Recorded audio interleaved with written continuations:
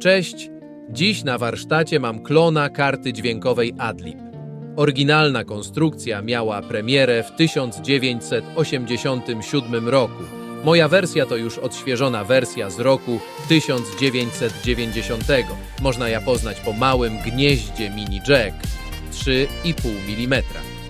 Pierwsza wersja miała duże gniazdo jack w rozmiarze 1/4 cala. Cała dokumentacja projektu dostępna jest na GitHubie. Moje płytki zamówiłem w znanej chińskiej wytwórni. I nikt mnie nie sponsorował. Po około 2 tygodniach odebrałem paczkę z gotowymi płytkami. Jakość jest naprawdę dobra. Kartę można zmontować bez schematu.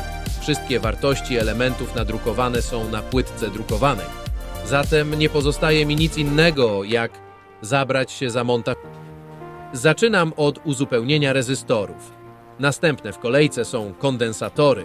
Elementy umieszczam zgodnie z opisem na płytce drukowanej. Teraz odwracam płytkę i zabieram się za lutowanie wyprowadzeń elementów. Niestety, kamera z jakiegoś powodu straciła ostrość.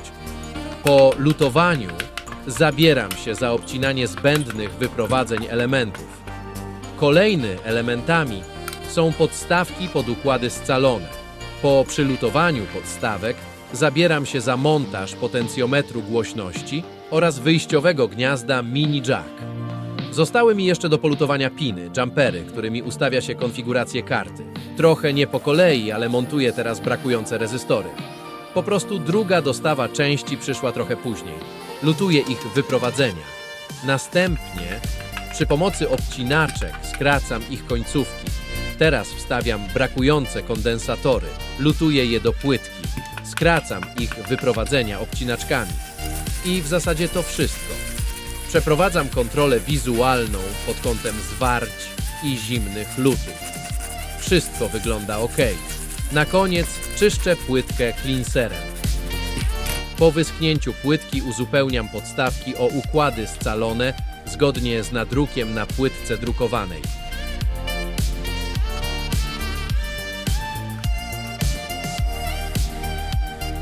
I gotowe. Mogę przystąpić do testu w komputerze. Po uruchomieniu systemu Windows należy włączyć wykrywanie nowego sprzętu w panelu sterowania. Karta została wykryta i po instalacji sterowników restartuję komputer. W menadżerze urządzeń jest moja karta Adlib. Czy karta zagra? Tak, gra. Posłuchajmy, jak brzmi plik MIDI z prawdziwej syntezy FM.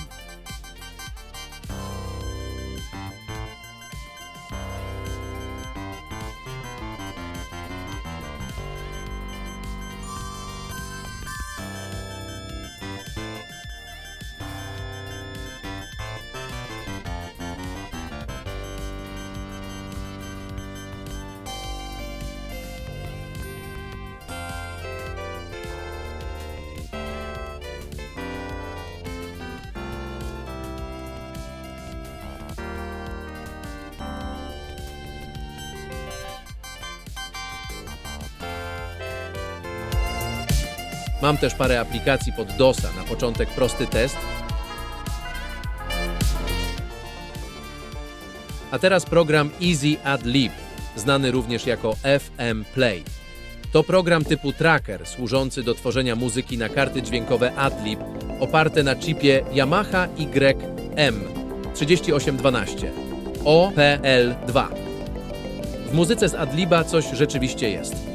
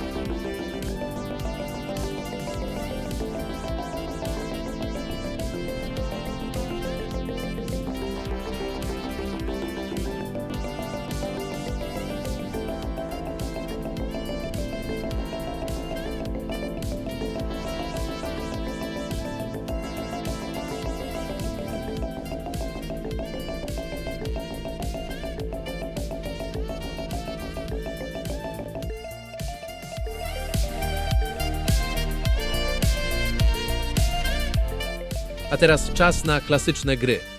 Oryginalny Doom. Tutaj gra tylko muzyka, bez efektów dźwiękowych.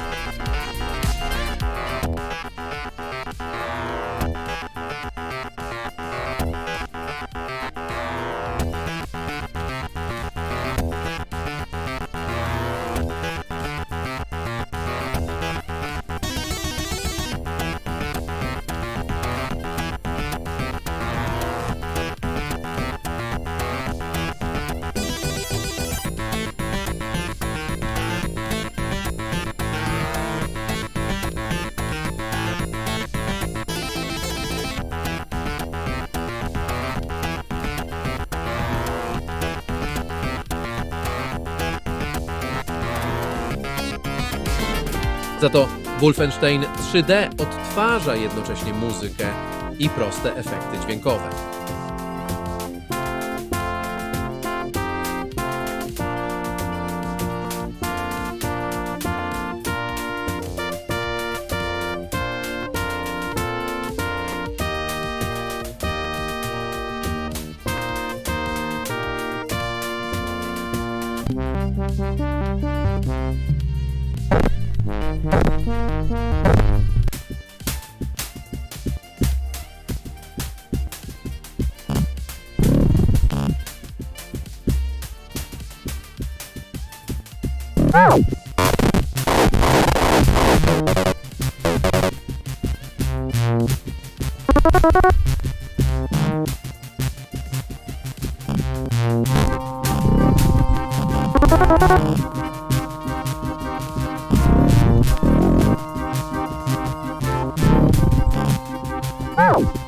Na koniec mogę powiedzieć jedno. Ten klon Adliba okazał się naprawdę świetnym projektem. Karta zadziałała już od pierwszego uruchomienia, bez żadnego szukania błędów czy poprawek, a sam montaż był prosty i bardzo przyjemny. Wszystkie elementy są dobrze opisane na płytce, więc składanie przebiega praktycznie bezproblemowo. No i najważniejsze – brzmienie. Muzyka z Adliba dzięki syntezie FM ma w sobie coś absolutnie niepowtarzalnego. Ten charakterystyczny, lekko elektroniczny klimat od razu przenosi człowieka do czasów DOS-a i pierwszych pecetowych gier. Doom, Wolfenstein 3D czy stare trackery brzmią na prawdziwym OPL2 dokładnie tak jak powinny. Muszę przyznać, że mimo upływu lat ta technologia nadal ma swój wyjątkowy urok. Dzięki za oglądanie i do zobaczenia w następnym filmie. Cześć!